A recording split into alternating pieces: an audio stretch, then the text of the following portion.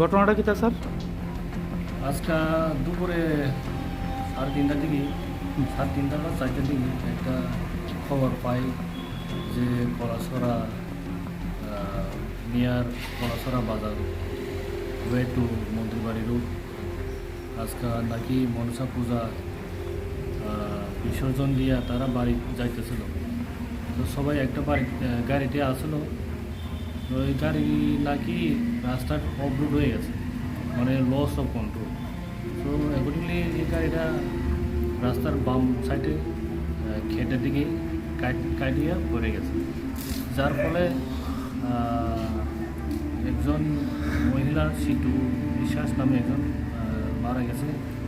তারপরে বাকিটা ইনজুর্ড আর বাকিটা কলাছড়া হাসপাতালে চিকিৎসাধীন আছে। আহত এবং মৃত মিলে মোট কতজন স্যার? টোটাল অ্যাপ্রক্স 9-10 জন।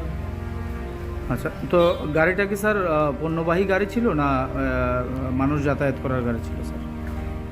এটা অ্যাকচুয়ালি বোলেরো পিক আপ আসল গাড়িটা। পণ্যবাহী গাড়ি না?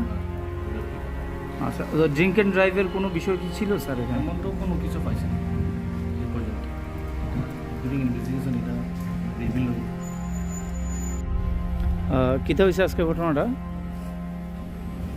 আজকে আমরা পূজা করছিলাম, একটা মুক্তি বিসর্জন দিতে আইছিলাম।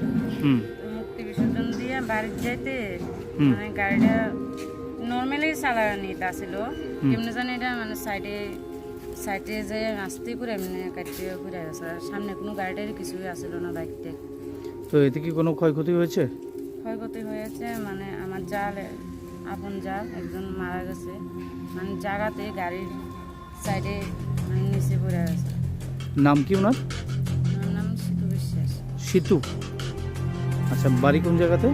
গাড়ি কলাছড়া 11 পায়।